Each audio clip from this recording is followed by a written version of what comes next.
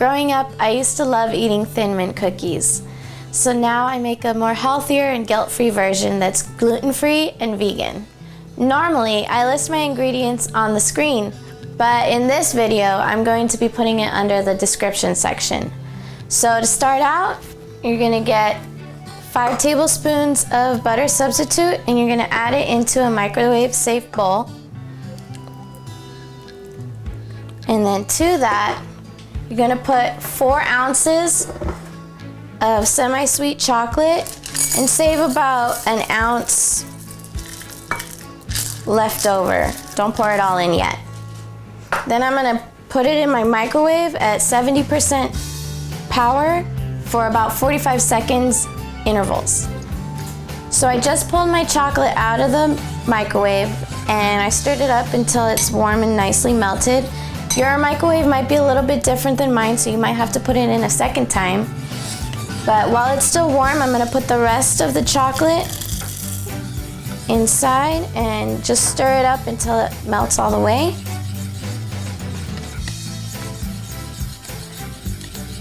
And then once it's nice and smooth, I'm gonna take my vanilla extract and my peppermint extract, and I'm gonna put a 1/4 teaspoon of vanilla and 1/2 teaspoon of peppermint.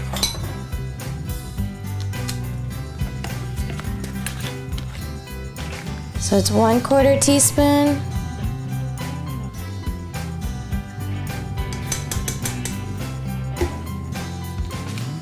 And then about 1/2 teaspoon of peppermint.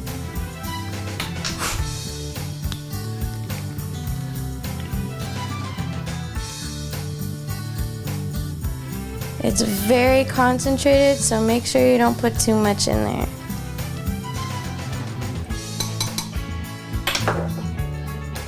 And then you're just gonna stir that up until it's nice and smooth again.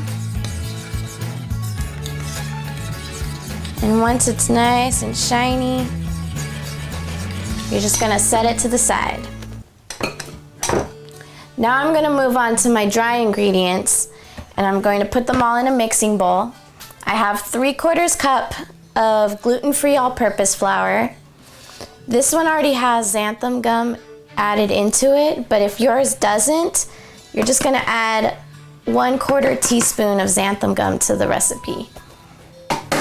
Then I have 1/2 cup of unsweetened cocoa powder, 1/4 teaspoon baking soda, and 1/2 teaspoon of salt, and 1/2 cup of sugar. I use xylitol. You can use pretty much any sweetener you want. Then I take a whisk. Now whisk until all the ingredients are fully mixed together.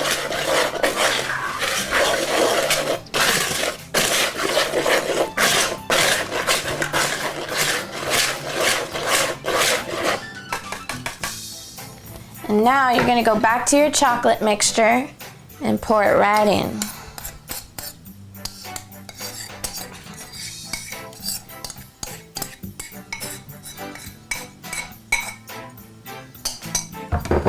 Now that I have my chocolate mixture in, I'm gonna whisk again and just stir it in.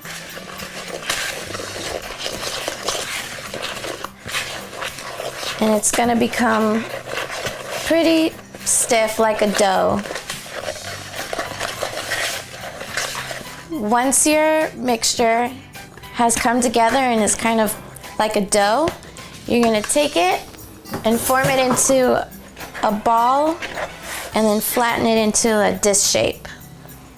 I just took my dough out of my mixing bowl and now I have it on my parchment paper on a flat surface, and I'm gonna get another parchment paper, place it on top of the dough and kind of flatten it a little bit with your hands. Then I'll get my rolling pin and start rolling it on the dough to flatten it out even more.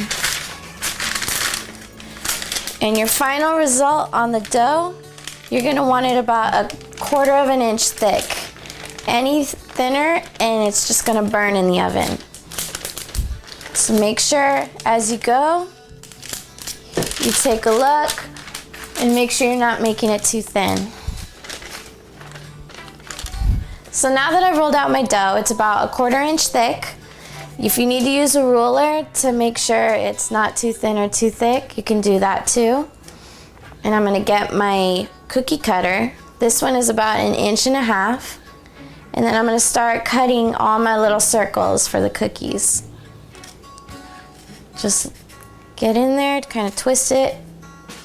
And you wanna try and get as many cookies out of this as possible. I just finished cutting all my cookies, so now I'm going to transfer them over to my baking sheet. I'm going to use my mini spatula, and the dough is pretty soft, so be careful when you transfer them that you don't mess up their shapes too much. And so you might need to use your hand to help you along. And when you place them on the cookie sheet, put them about 1 inch apart from each other.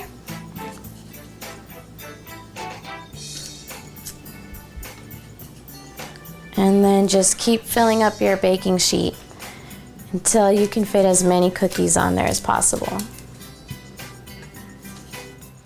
Now that I have my cookies on my baking sheet, I'm gonna put them in a 300-degree oven for about 7 to 10 minutes. Make sure you turn it halfway through. I just took my cookies out of the oven and now they're cooling down. So in the meantime, I'm going to make a delicious chocolate coating. I'm going to use 1/2 pound of sugar-free dark chocolate and pour it into my microwave-safe bowl. And I'm going to do the same thing as I did earlier. It's going to microwave at 70% power for 45-second intervals. And each time you're going to stir it until it's melted. So these are the cookies I pulled out of the oven. They've cooled down. And if you've noticed, they're still holding their shape. They haven't gotten bigger, they haven't widened out. They're still firm but soft in the middle. It's a perfect size. So now my dipping chocolate is all melted. I'm going to add about 1/4 to 1/2 teaspoon of my peppermint extract. You're gonna do this to taste, so add a little bit, add more, however much you feel like putting in. Stir that up. It smells so good.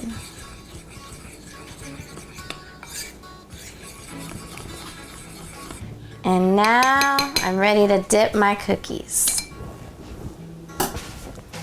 So I'm going to take one of my cookies, just drop it in the chocolate, get my fork, and push it into the chocolate until the cookie's completely covered.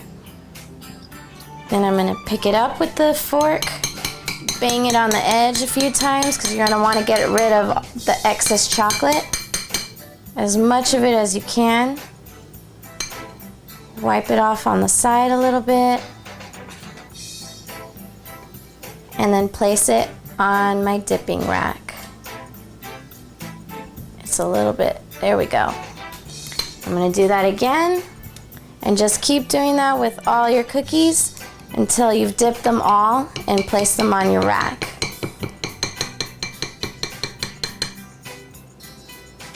Just like that. And then just let them dry until all the chocolate's hardened, and then you're ready to eat. So this is what your finished cookie should look like. I made this dairy-free, gluten-free, corn-free, and sugar-free. Everything you want in a healthy treat.